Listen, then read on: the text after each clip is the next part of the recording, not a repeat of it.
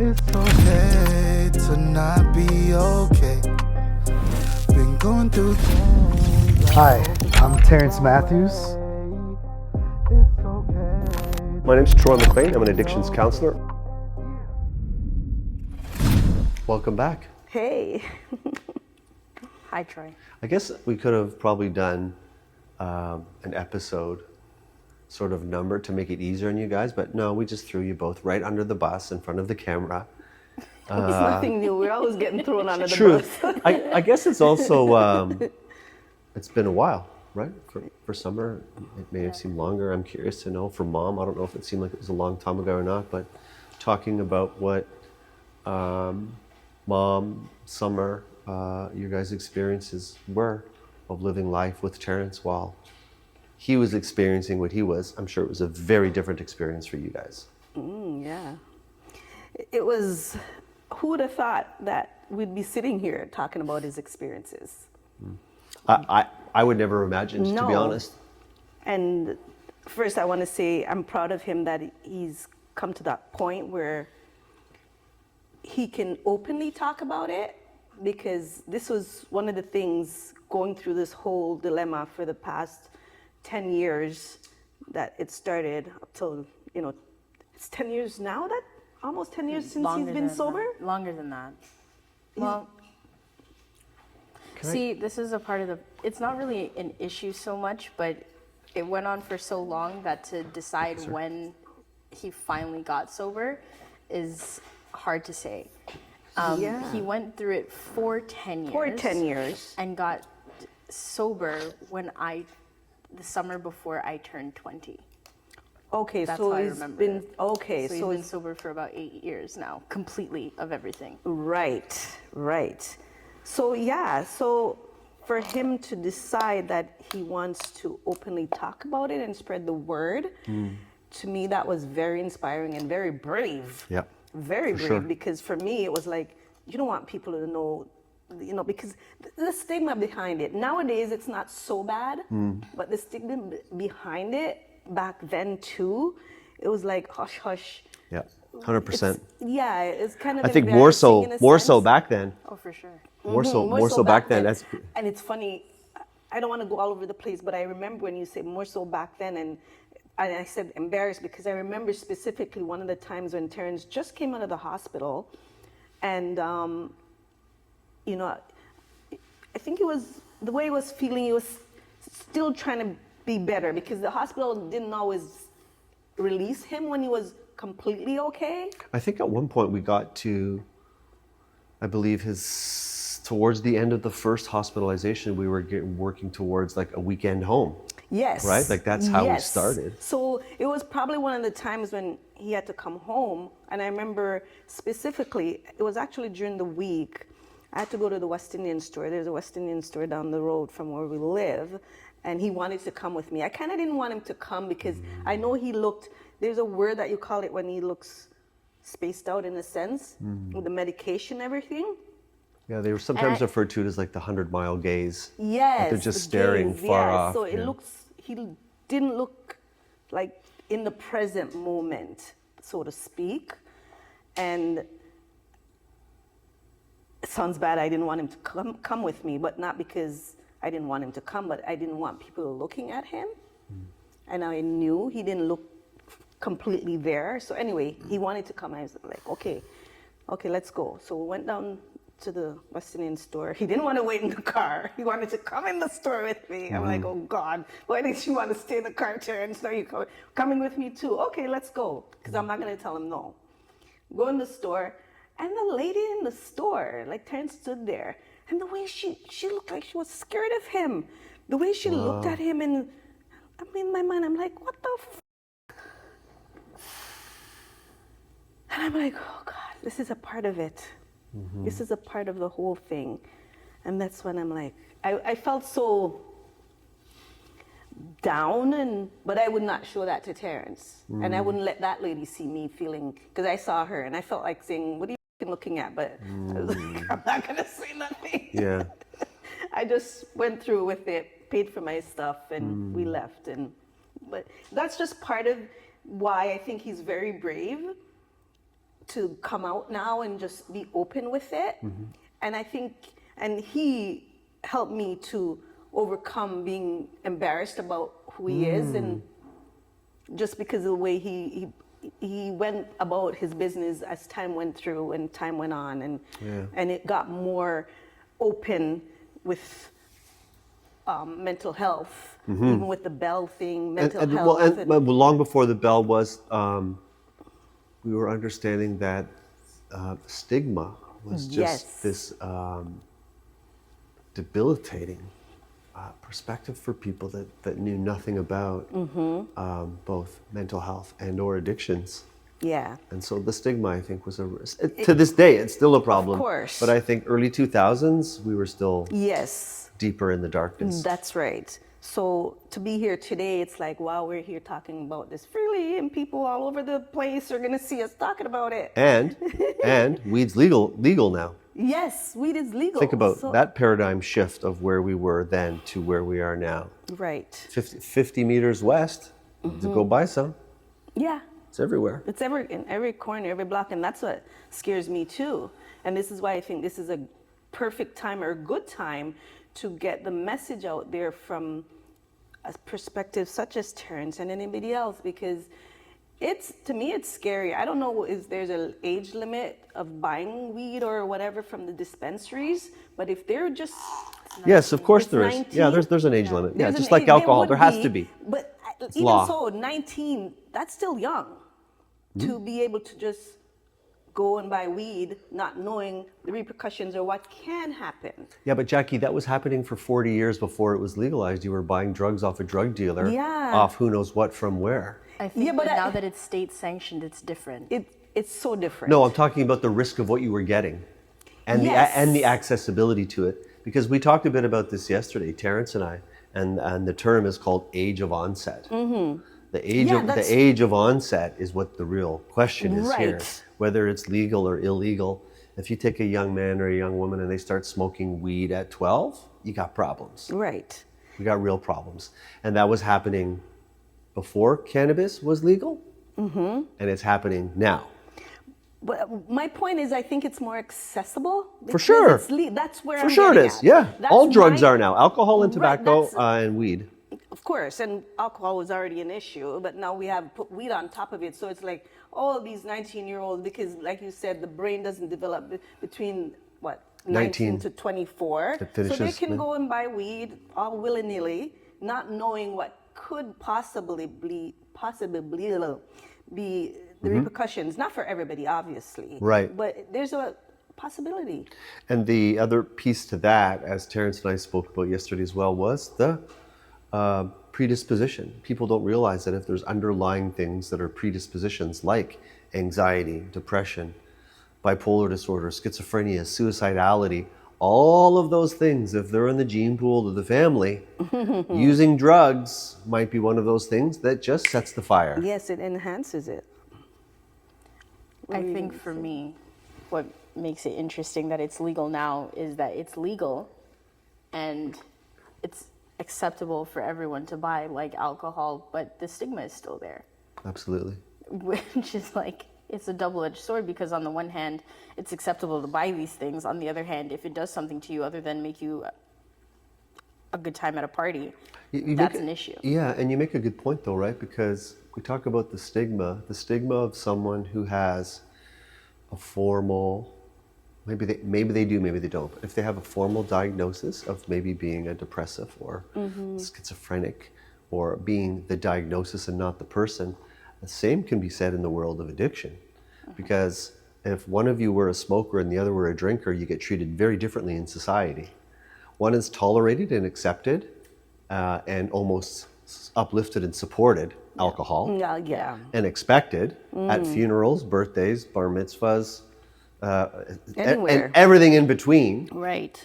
But if you smoke, you better be 8 meters away from the building, behind a corner, in a dark corner, so we all know the reasons why, but there's also a very different stigma associated with what drugs people use.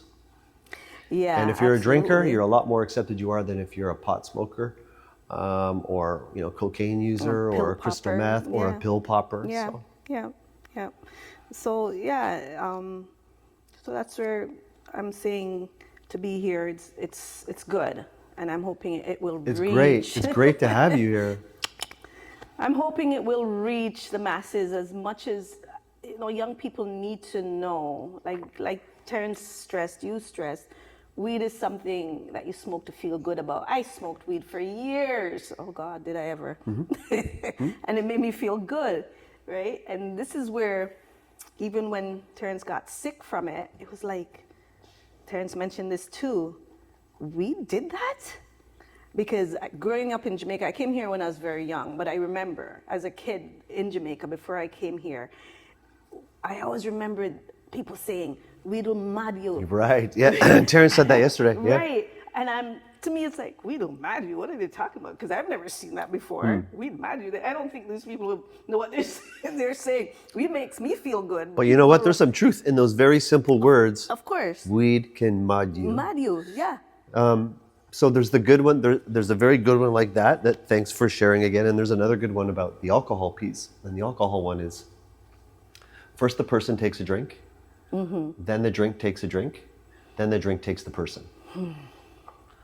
First the drink takes a drink. Sorry, first the person takes a drink, then the drink takes a drink, then the drink takes the person. And that is almost accurate because it's the third drink.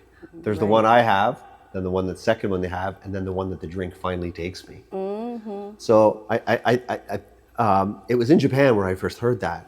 And I just think that there's so much truth to that about alcohol, because the way that alcohol goes into your system and begins to make you think and feel different is just like the way I said it. You don't know what's happening. It's subtle. It starts off with maybe some warm fuzzies. And next thing you know, you're thinking about doing things you would not be doing if you weren't drinking. And just keep drinking. Yeah. You just keep drinking. Yeah, so I kind of lost my thought. And I'm not hating on alcohol either, because I know Terrence and we spoke about it yesterday, so we're not hating on the drugs. Oh, no, okay, there are people that absolutely use, not. I've got no problem with alcohol whatsoever, or cannabis. It's the moderation, the amount, who's using, people with genetic predispositions and other underlying mental health issues, and it's not about the substance. The substance didn't do it. The person who has these underlying issues or health issues and needs to be made aware, if they can't do it themselves through their own critical thinking or self-awareness, is that substance use is not good for me. That's it right. creates problems, That's right. whether it be drink, smoke, pill, or powder. Drugs have a negative effect on me. Yep. Well, that's the whole thing, because it's obviously not. It affects everybody in a different way. Yeah.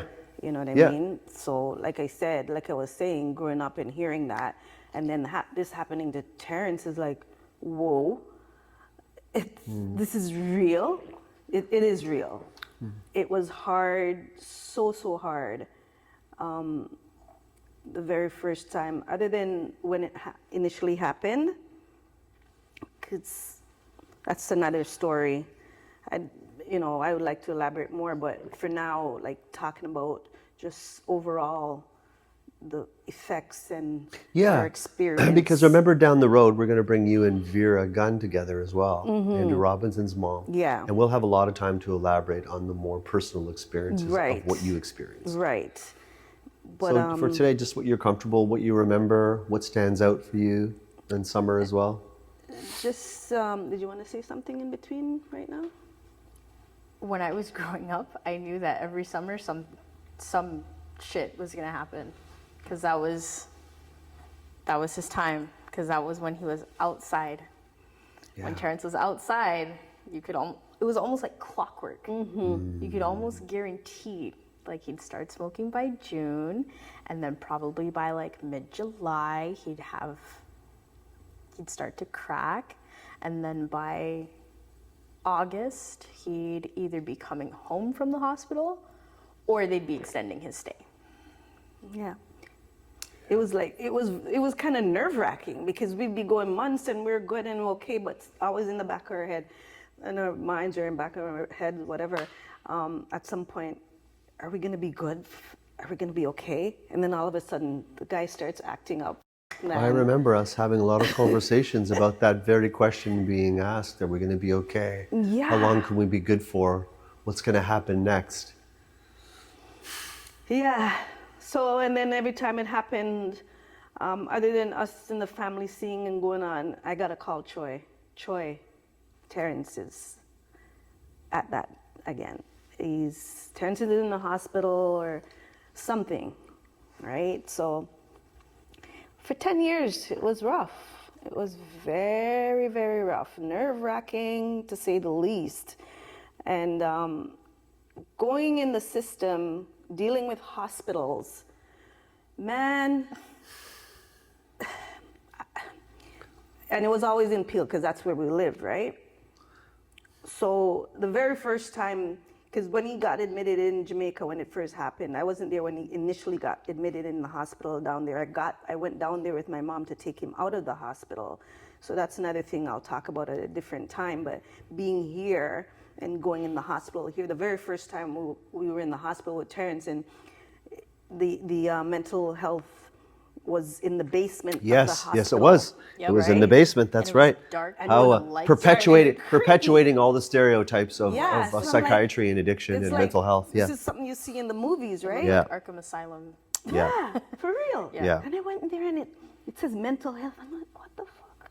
I'm like, no, like it seems so out of this world to know Terrence is here. Mm-hmm. Terrence is lost his mind. Where is this gonna take to us? the extent that now we're in a psychiatric Yeah. facility underground. Yeah. And it was not it was just very awful. And my mind was just, Think about what it was like for him. Yeah. right. I remember they got into an 'Cause argument and I- in retrospect one time. Me and Terrence? Yeah. Yeah. And you said, Mom, it was hard for us. And Terrence was like, it was hard for you? I lost my goddamn mind. I'm like, Facts. well, I would say that is arguably harder. Yeah. Yeah. So starting from there, and I mean, they were okay, like the way he was there, it's fine. But time and time again, going in there, to me, like it just got worse. Yeah. It just got worse because I guess you're seeing more. He's coming back all the time, being in that, because as Terrence says, everybody's highly medicated. Mm-hmm. You see different people walking around, pacing the floors. Some people just sitting in their rooms, humming, whatever, Oh yeah, and the very first time Terrence went in there, they stole all his shit, all his clothes, his shoes, everything. Yeah. Missing. That was a big thing. So it's like, why are we here again? Because Terrence doesn't realize what is really going on. Like, this is serious, man. It's heavy. It's very heavy, and to deal with the people there, like, don't get me wrong, the doctors were nice, the nurses were nice, but just the environment there. But to keep him in there for periods of time, it was hard to listen, do that. I've been working in that system for a couple of decades, and there's no way to paint a pretty picture about what a lockdown facility looks like in psychiatry for somebody who is in either a acute withdrawal from a substance or in a acute psychotic episode, and what we talked about with Terrence yesterday, or that ends up resulting in restraints being used on patients. It's not a pretty picture, but I think you both now also have a different perspective of what the population of people is they're trying to help. And it's such a difficult population to help, because one of the other most common misunderstandings about people with mental health issues, and especially more severe ones, because at this time, as mentioned to Terrence yesterday, we were trying to figure out, is this a cannabis thing? Or as we talked about, is it what? Schizophrenia. Yeah. And that was a question that was being asked with the psychiatrists Yeah. and the residents, and we were all trying to figure that stuff out about, so this was the walk we walked for a long time, and part of the reason for Terrence's I won't say extended, but longer hospital stays was for us to get the weed out of his system long enough that we could get a more clear picture of what was happening in his brain and his mind. But so sometimes, because of the relapse rate of the weed, you got to hold them longer. Right. And do you remember how it was just back and forth? How many conversations you and I had about, oh my God, I really do hope this is just cannabis induced, as bad as that sounds, because we don't want the other. Right. And it's because it was so frequent, like every year. Because it's like, Because he started smoking every year. Well, yeah, and it was Yeah. like Summer said, it was like clockwork, right? But I just Yeah. remember that being one of the most difficult push-pull parts. Is this a substance-related issue, or are we dealing with actually a Right. diagnosis now? And that was the part that I found difficult. and on Summer's point, it happened during the summer because, like Summer said, he was outside. It's summertime, everybody gets wild, right? Yeah. So I think that's where he started doing more of it. And this is also very common in the substance use world, Right. because the weather is nicer. You're Right. outside more. You're outside Right. more. You're apt to use more because when it's minus 30 in February, You're not nobody leaving wants to your sleep house. outside. Exactly. Oh, But in this weather, you can pass out outside. right. I think in retrospect, and I kind of knew it then because I was like, 10, 11 at this point. It's important to note that Terrence was just a kid. Yeah. Like, He was a high school kid. he was a Yeah, high school he was a student, teenager. and Yeah. then his life basically blew up overnight. Yeah. I think a part of why, and I'm not saying that people who are not of a particular age don't have a hard time getting sober or what have you, but I think that was a really big part of it. He was a child. Yeah, for sure. I mean, like, how do you get a hold of your mental health when your brain isn't developed, your hormones are off the wall? Like, yeah, that's hard. Well, and there's, as we spoke a bit about yesterday, that window of age from 14 to 24 where the brain development is crucial. That frontal cortex isn't giving you the consequences of your behaviors yet. Right. And so it's pretty easy to go through a lot of things without consequences. And then when then you start to develop that part of the brain and you start to realize, okay, so actually there are some consequences here. My sister, my mom, my dad, people are impacted drastically by my pot smoking.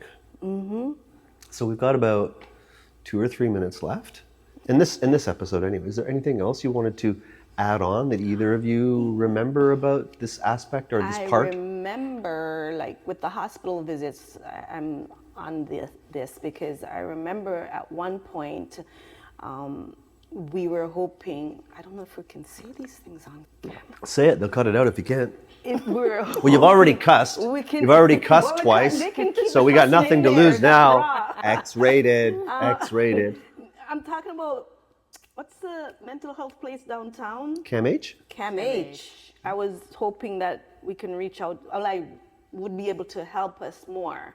But their thing was, because Terrence initially got sick from smoking weed, they wouldn't be able to bring him in or help him under their vice, or guise, is that? Guidance? Guidance. I don't know.